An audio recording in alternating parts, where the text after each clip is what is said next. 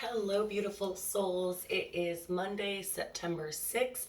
It is Labor Day if you are in the United States, as well as we have the new moon in Virgo, I believe, tonight. I wanted to really get more in depth about what this new moon in Virgo means. It's actually one of the most magical new moons that we're going to have this year, as far as setting intentions.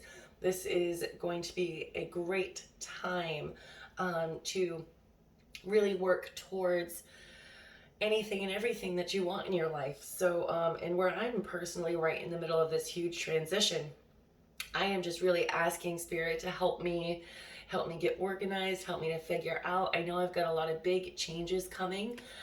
Instead of just taking sporadic days off, I think Sundays are going to be my day where I just don't put out a message and I get some work done. And then, like I said, I might be taking down my website, working with new platforms. Katie and I are trying to find the best platform for our true crime psychic investigation show. It might end up being a podcast. So there's a lot of changes, a lot of moving parts, a lot of things up in the air right now. But it's okay. I know it's going to be all right and it's all going to work out. I'm just manifesting some wonderful, magical things in my life. So I definitely recommend you to do the same. I'm going to try to make a separate video specifically about tonight's new moon. I'm hoping I get to it, but I'm not going to make any promises because, I notice I have a problem with that, saying I'm going to do something and not following through. It's not because I don't want to. There's just so much. There's so many things. Okay, so today we have number 20, Softly, Softly, the Tender Touch. And this is such a beautiful image. And did I seriously not light the candle? Check this out, guys. Even my lighter has crystals on it. Okay. The feminine wisdom of gentleness can assist you now. When we are at a point in life where we want to attain greater things, but don't necessarily have a proportionally greater supply of energy at our disposal, it is time to work smarter rather than harder. This is the way of the feminine wisdom.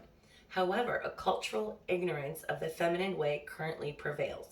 We are generally taught that the more force we use, the more we try to make things happen, the more we will achieve. The feminine way is not about force, nor is it about driving, striving, pushing, or grabbing at what we can in order to create. It is about inviting what we wish for to come into the space we have provided for it, internally and in our lives. This method cultivates more energy, causes less stress, and attracts what is desired.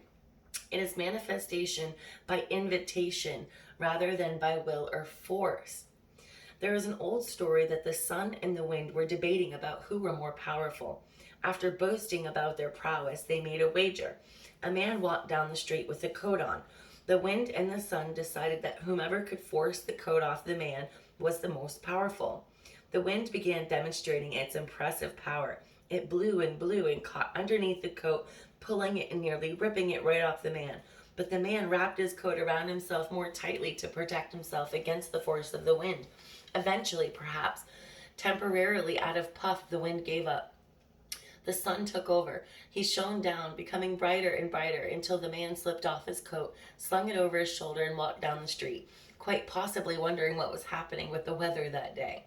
The wind attempted to do by force what the sun was able to do by being. You are being asked to surrender your forcefulness, your determination, and your intense activity, even if it is just for this moment. Does that mean you have to surrender the goals you were chasing through those endeavors? Certainly not. This is about letting go of achievement.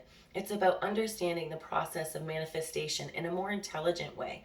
There is a way of creating that gives you energy that doesn't leave you utterly worn out. It is about allowing what you want to come to you. Guys, didn't I just tell you that that's what I'm doing? Like, there are so many changes going on, and I'm just trying not to stress out about it. Just keeping in mind where I would like to go and know that the universe will find a way to get me there. Be yourself absolutely, naturally, and with ease. Shine your light and allow your presence to invite that which you wish to receive. It's about cultivating an energetic affinity with what you seek rather than the feeling of lack and need. Do you see the subtle but important difference? To feel that you are already a naturally abundant being who gracefully invites more of what you want into your life is rather different to feeling lack, fear, and wishing your world would change. It is a bit like dressing for the job you want, even if it's not the job you have yet. You're energetically embody what you wish to attract more of in your life. Life like attracts like. This oracle brings you a message. You don't need to push quite so hard to receive what is naturally coming to you. Your push comes from a place of uncertainty over whether or not you will succeed. You need to relax and have more faith in yourself. All things come in time, rightfully and according to a great loving wisdom. You are not immune to this. You shall have your time and shine too. Rebel against any voice of fear within you or around you that tells you otherwise. It is okay to become softer, to feel the energy of what you wish to attract into your life, and to act as much as you can as though it is already that way. You are not fantasizing or daydreaming or failing to live in the real world if you do this. You are actually working with the feminine art of manifestation through gentle beingness and attraction.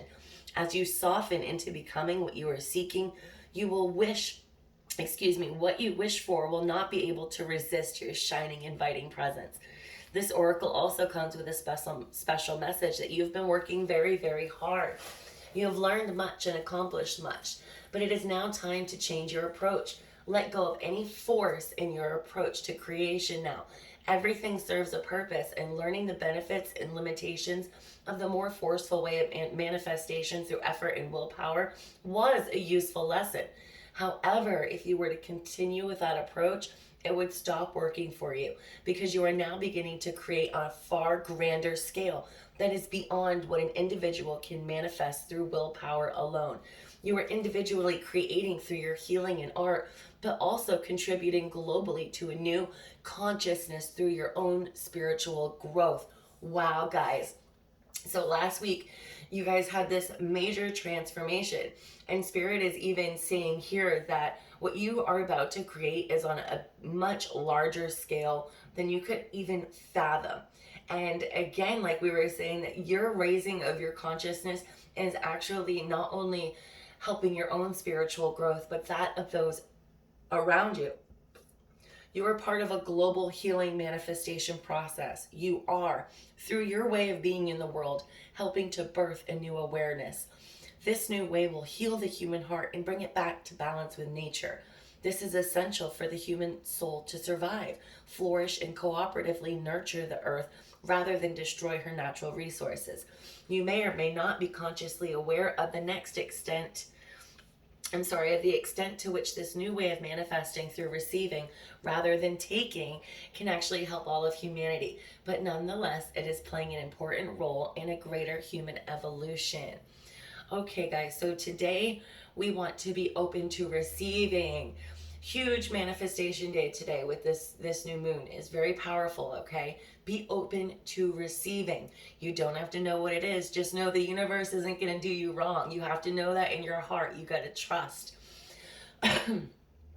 It's the power of attraction, of magnetism, rather than that of striving and force that will replenish your energy and restore your body, mind, and heart after your struggle. This change in approach will encourage the shift from head to heart that is essential for your individual well-being and for the greater human evolution. Okay, guys, the shift from head to heart. We want to stop overthinking things, stop forcing things, stop trying to figure everything out, and lead with our heart. Lead with love. Know that everything is going to be all right and stay open to receive, okay? So I love this. And then we also have act as if what you do makes a difference. It does. And I know this sounds just like some simple quote, but you know, it's really powerful. Everything that you do makes a difference. And I think sometimes we get to a point in our life where we feel like nothing we do matters. Nothing we do makes a difference. I know I have days where I feel like I'm busy all day long, and at the end of the day I feel like I got nothing done. But everything you do, every motion you make, just you being makes a difference, and it's time for you to start acting like it does, okay? It's very powerful because you are a piece of the greater human evolution. You are a piece of the raise in consciousness and awareness of our entire planet as a whole. It's huge. So today, act as if what you do makes a difference, okay? Because it does. And then let's start leading with our hearts instead of our heads. All right, so I've got a weekly message I'm going to jump into. I'm wicked excited. I hope you all have a super awesome rest of your day, and I'll be back tomorrow. Bye.